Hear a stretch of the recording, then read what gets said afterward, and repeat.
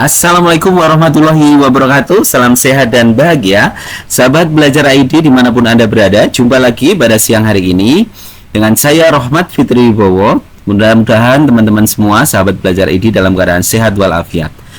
Izinkan pada siang hari ini saya sharing terkait beberapa pertanyaan yang mengalami kendala dalam akses rapot pendidikan yang dikarenakan akun belajar pendidik yang ada di satuan pendidikan tersebut masuk saat login masuk kepada satuan pendidikan yang lama, karena teman-teman semua ada yang dari jenjang PAUD itu gurunya bermigrasi ke jenjang TK. Jadi di satuan pendidikan TK tidak ada satupun guru yang bisa mengakses rapot pendidikan. Nah, silahkan setelah kemarin di tutorial sebelumnya kami persilahkan untuk mengecek akun belajar ID yang ada di satuan pendidikan yang tidak bisa mengakses rapot pendidikan. Jika memang tidak terdapat, silahkan Bapak Ibu membuat aduan. Nah, langkahnya adalah sebagai berikut. Silahkan teman-teman semua untuk masuk ke pusat informasi belajar ID ya, atau klik belajar ID, nanti akan masuk. Kemudian teman-teman semua setelah itu akan masuk kepada portal seperti ini. Kemudian silahkan klik butuh bantuan. Nah, di klik butuh bantuan ini silahkan adukan permasalahan yang Bapak Ibu hadapi. Nah, mohon untuk dicermati di bagian atas bahwa jam operasional bulan Ramadan hari Senin sampai Kamis pukul 8 sampai pukul 16 WIB, hari Jumat pukul 8 sampai 16.30 kecuali libur nasional. Jadi teman-teman semua saat membuat aduan lewat pusat bantuan ini silahkan untuk memperhatikan jam pembuatan laporan ini. Kemudian berikutnya teman-teman silahkan memasukkan formulir pengaduan akun belajar ID Anda melalui email Anda. Silahkan klik email Bapak Ibu. Di sini bisa isikan email pribadi ataupun email belajar, karena di bawah nanti juga ada email belajar. Pada kendala silahkan Bapak Ibu tuliskan pada perihal kendala akses rapot pendidikan karena akun belajar masih tertaut pada satpen yang lama, misalnya seperti itu, ataupun bisa Bapak Ibu perjelas. Selanjutnya silahkan Bapak Ibu kemudian ke bawahnya pilih jenis laporan, silahkan pilih untuk keluhan dan kendala. Setelah keluhan dan kendala, Bapak Ibu turun ke bawah untuk kategori masalah. Nah, kategori masalah di sini Bapak Ibu silahkan pilih tentang pertanyaan dan kendala terkait plafon atau program lain, karena kita cari yang khusus rapot pendidikan belum muncul. Intinya nanti kendala apapun tentang terkait belajar ID Bapak Ibu sesuaikan dengan pilihan di sini. Nah, apabila di pilihannya tidak ada, silahkan pilih untuk lainnya di situ. Nah, pada permasalahan ini Bapak Ibu silahkan pilih untuk pertanyaan dan kendala terkait plafon atau program lainnya. Setelah itu Bapak Ibu di bagian paling atas ada rapot pendidikan. Silahkan Bapak Ibu pilih pilihan tersebut. Kemudian tipe pengguna, jika Bapak Ibu kepala sekolah silahkan pilih kepala sekolah, jika pendidik silahkan pilih pendidik. Pada pertanyaan dan kendala terkait program pengelolaan kinerja ini silahkan Bapak Ibu jawab tidak, karena tadi terkait dengan rapot pendidikan. Nah, nama peserta didik dan pendidikan gunakan sesuai yang terdapat di Dapodik. Silahkan diketik nama Bapak Ibu yang membuat laporan ini, email pribadi yang aktif, terus dan email belajar Bapak Ibu. Nah, di sini silahkan Bapak Ibu isikan email belajar Bapak Ibu.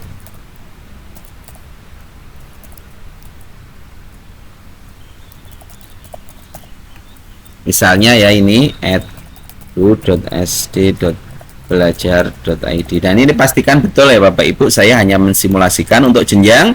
Silahkan Bapak Ibu pilih jenjangnya. Yang tadi PAUD silahkan pilih jenjang PAUD. Di sini saya sedikit bingung kenapa tidak ada jenjang TK. Apakah TK ini dibuat sama? Silahkan Bapak Ibu, karena tadi yang bertanya kepada saya itu tentang jenjang PAUD, silahkan ketik jenjang PAUD. Kemudian nama dan sekolah di sini silahkan tulis dengan jelas, misalnya SD Citra Harapan, misalnya seperti itu. Silahkan terus turun untuk NPSN, ketikkan yang betul. Jadi ketikkan NPSN yang sekolah TK yang baru, maksudnya sekolah yang saat ini yang mengalami kendala rapot, misalnya 20, 20, 25, nah seperti itu.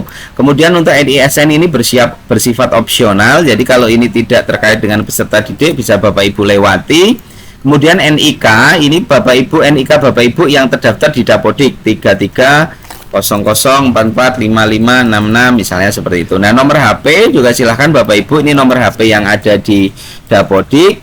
Kemudian isikan selanjutnya, pilih provinsi atau kabupaten kota. Kita pilih, karena kita ada di Kota Pekalongan, silahkan pilih Jawa Tengah, pilih Kota Pekalongan.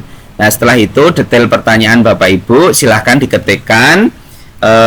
Kami tidak bisa akses rapot pendidikan karena akun guru kami semua tertaut pada jenjang PAUD. Jelaskan juga karena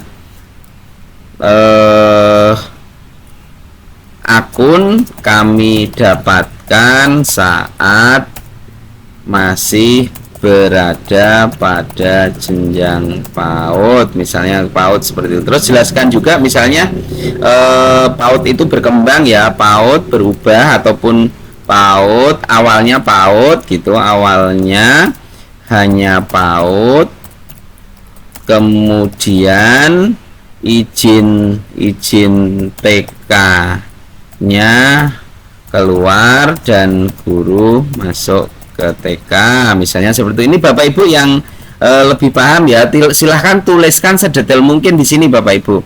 Nah, setelah ditulis di sini, Bapak Ibu ceritakan juga bahwa mengakses rapot masuknya adalah di jenjang PAUD. Silahkan tuliskan di sini. Nah, selanjutnya untuk bukti dukung ini yang sangat penting Bapak Ibu, biar super adminnya nanti bisa merespon dengan tepat keluhan Bapak Ibu. Silahkan lampirkan bukti dukung. Nah, lampirkan bukti dukung ini adalah contoh surat menunjukkan sebagai admin dan lain sebagainya. Nah, saran saya ini yang terkait dengan kendala tadi akses rapot tadi, Bapak Ibu screenshot, terutama adalah screenshot posisi Bapak Ibu yang membuat laporan ini, akunnya ini yang ada di Dapodik. Terus kemudian posisi screenshot saat Bapak Ibu mengakses rapot pendidikan. Terus juga bisa Bapak Ibu lampirkan misalnya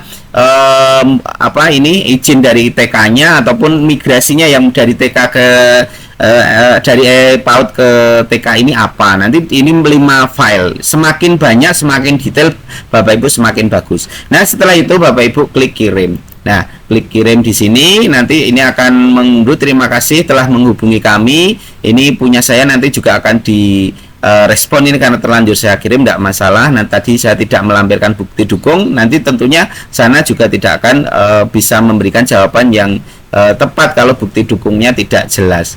Seperti itu Bapak Ibu, silakan kemudian pantau email Bapak Ibu selama 1 kali 24 jam. Nah, kemarin kalau disampaikan 2 kali 24 jam.